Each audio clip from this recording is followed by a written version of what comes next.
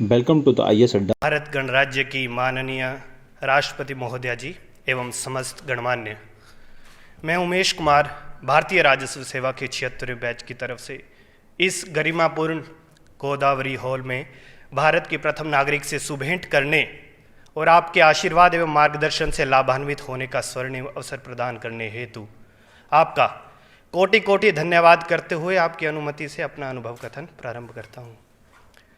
महोदया, मैं हिमाचल प्रदेश के ज़िला सिरमौर के गांव कोलर से संबंध रखता हूं।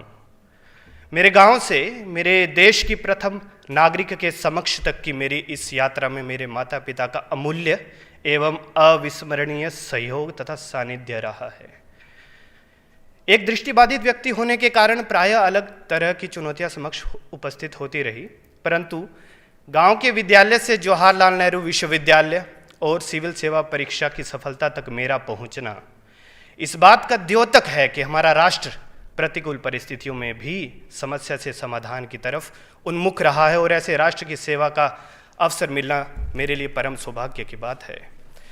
महोदया, राष्ट्रीय प्रत्यक्ष कर अकादमी अपने प्रशिक्षुओं को 16 महीने का प्रशिक्षण कराती है, जिसमें से 3 महीने पूर्ण हो चुके हैं। गत 3 महीनों में मेरे कई भय, संशय और पूर्वाग्रह ध्वस्त किए हैं और नए अवसर एवं ऊर्जा युक्त महत्वाकांक्षाओं को प्रस्फुटित किया है। अकादमी समावेशी परिवेश को चरितार्थ करती है और उत्तरोत्तर इस दिशा में प्रयासरत भी है। महोदया, अकादमी प्रशिक्षुओं को विविध ढंगों से प्रशस्त प्रशिक्षण प्रदान करती है। अत्यंत गहन प्रत्यक्ष कर शास्त्रार्थ, औद्योगिक अध्ययन यात्राएं, व्यापक भारत दर्शन, सांस्कृतिक आयोजन और खेल स्पर्धाएं कुछ प्रमुख प्रशिक्षण बिंदु हैं। प्रशिक्षण के अंतिम 3 महीनों में होने वाली ऑन जॉब ट्रेनिंग प्रशिक्षुओं में दायित्व बोध उत्पन्न करती है। महोदया, अकादमी प्रशिक्षुओं में अनामिकता, सामूहिकता और पारस्परिकता जैसे मूल्यों के माध्यम से कर्तव्य की सर्वोच्चता का भाव स्थापित करती है। महोदया, गत 3 महीनों में हम सब ने अकादमी के ध्येय वाक्य और अकादमी के गीत के मर्म को समझकर आत्मसात किया है। जहां अकादमी का ध्येय वाक्य कोशः मूलो दंड प्रशिक्षु अधिकारियों को राजकीय व्यवस्था का मूल होने का बोध कराता है, वहीं अकादमी गीत जय जन जीवन भाग्य विधाता हमें समाजोन्मुख अधिकारी बनने की प्रेरणा देता है। महोदय, आज भारतीय राजस्व सेवा का 76वां बैच आपके समक्ष अपनी सेवा प्रतिज्ञा को दोहराते हुए ये कहता है कि अमृत काल में हर भारतीय का जीवन अमृत जीवन हो, इस ध्येय से अपने कर्तव्यों का निष्पादन करेगा और आशा करता है कि आपके आशीष एवं मार्गदर्शन से पूज्य भारत माता की अर्चना के योग्य बन सकेगा। धन्यवाद। जय हिंद, जय भारत। उमेश कुमार जी ने दृष्टिबाधित होने के कारण भी उन्होंने यूपीएससी में 397 रैंक हासिल किया। यूपीएससी सबसे कठिन परीक्षा मानी जाती है। उस परीक्षा में उमेश कुमार जी ने 397 रैंक हासिल करके दृष्टिबाधित लोगों के लिए एक प्रेरणादायक अपनी कहानी बनाई। इसी की कठिन परीक्षा में जब उन्होंने उत्तीर्ण किया तो वे अपने पैतृक गांव में पहुंचे और उमेश कुमार को पैतृक गांव में पहुंचते ही उन्हें जोरदार स्वागत किया गया। उमेश कुमार ने बताया कि वे सकारात्मक परिणाम के लिए अपने पिताजी का नाम उनके दलजीत सिंह है और माताजी का नाम कमलेश कुमारी है। बड़े भाई जितेंद्र कुमार और भाभी नीरू देवी को देखते हुए वे रोने लगे और उनके आंखों से आंसू आने लगे। उन्होंने अपनी यूपीएससी में अपने 3 वर्ष के बाद वे घर पहुँचे।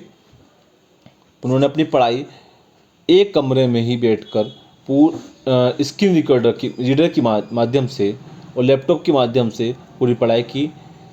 उमेश कुमार जी युवाओं के लिए एक प्रेरणादायक बने और उमेश कुमार जी को जब वे दृष्टिबाधित थे उनके सामने बहुत सारी चुनौतियाँ आई। जैसे जब वे हाई स्कूल में पढ़ा करते थे तो हाई स्कूल में उनके साथ के विद्यार्थी भी उनकी मजाक बनाते थे। वो हाई स्कूल में ही उन्होंने सोच लिया था कि मुझे कुछ ऐसा करना है जो पूरा भारत मुझे जाने। तो हाई स्कूल से ही उन्होंने अपनी संघर्ष की कहानी शुरू कर दी। हाई स्कूल के बाद जब वे अपना high school first year inter उन्होंने किया तो उनके सामने भी बहुत बड़ी चुनौती आई कि उन्होंने कहा कि मुझे एक देश की सबसे बड़ी परीक्षा यूपीएससी को क्लियर करना है। तो ऐसा उन्होंने उस समय ही ठान लिया था। तो यूपीएससी के बारे में उनकी प्रेरणा के लिए उनके पिताजी ने बहुत बड़ा सहयोग किया, उनकी माताजी ने भी बहुत ज़्यादा सहयोग किया और वह इस पढ़ाई के लिए उन्होंने बहुत ही संघर्ष किया और लगातार उन्होंने कई बार प्रयास किए और कक्षा 12 के बाद ही उन्होंने यूपीएससी की तैयारी के लिए सोच लिया। यूपीएससी की तैयारी के लिए उन्होंने कक्षा 12 के बाद ही उन्होंने अपनी एनसीईआरटी की बुकों का अध्ययन करना प्रारंभ कर दिया। एनसीईआरटी की बुकों का अध्ययन उनके लिए एक बहुत प्रेरणादायक बना। उन्होंने अपनी ये पढ़ाई दृष्टिबाधित होने के कारण कंप्यूटर की स्क्रीन रीडर के माध्यम से उन्होंने की और आज जो उन्होंने एक बहुत अच्छा मैसेज दिया जो हमारे लिए सभी के लिए प्रेरणादायक है। जो दृष्टिबाधित होने के कारण भी उन्होंने यूपीएससी जैसी भारत की सबसे बड़ी परीक्षा को उत्तीर्ण किया। ऐसे ही हमारे लिए बहुत ज़्यादा एक चुनौतीपूर्ण हम जो सोचते हैं कि एक होने के बाद भी हम उस परीक्षा के बारे में देने से डरते हैं, लेकिन उमेश जी ने उस चीज़ को भी ध्यान में रखते हुए और अपनी परीक्षा को दिया और पहली बार में ही उन्होंने इस परीक्षा को उत्तीर्ण किया। और उमेश कुमार जी की इस सफलता के बारे में उनके पिताजी और उनकी माताजी का बहुत बड़ा सहयोग रहा। पिताजी ने बहुत ज़्यादा सहयोग किया उनकी पढ़ाई को लेकर। उनके साथ के जो मित्र थे उनकी अधिकतर मजाक बनाते थे कि ये क्या कर पाएगा, ऐसा उनका कहना था।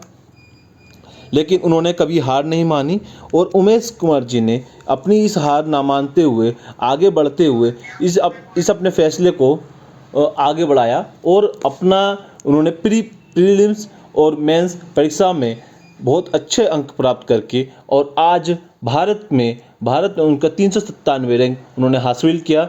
और दृष्टिबाधित होने के कारण उन्होंने सभी समाज को एक संदेश दिया कि मैं दृष्टिबाधित होने के कारण लोग अधिकतर युवा जो सोचता है कि मैं दृष्टिबाधित हूँ या फिर मैं दिव्यांग हूँ या मैं किसी चीज़ से ग्रस्त हूँ, मैं ये नहीं कर सकता, मैं वो नहीं कर सकता, उसके उमेश कुमार जी एक प्रेरणादायक बने। और उमेश कुमार जी ने पहली बार परीक्षा में बैठे और पहली बार में ही वो परीक्षा को उत्तीर्ण किया और 397 रैंक प्राप्त की। धन्यवाद। आप हमारी इस तरह की स्टोरी सुनने के लिए हमारा चैनल सब्सक्राइब करें, लाइक करें और कमेंट करें। और यदि अन्य किसी की स्टोरी चाहिए, अन्य किसी अधिकारी या सिविल ऑफिसर की आपको स्टोरी देखनी है या सुननी है, उसके लिए आप हमें कमेंट करके बता सकते हैं। आप हमारे चैनल के नीचे लिंक दी गई, नीचे आप कमेंट कर सकते हैं और हमें मेल भी कर सकते हैं। मेल आईडी भी नीचे डिस्क्रिप्शन में है चैनल के। आप चैनल के डिस्क्रिप्शन में जाके मेल आईडी पर अपने संदेश लिख सकते हैं। धन्यवाद।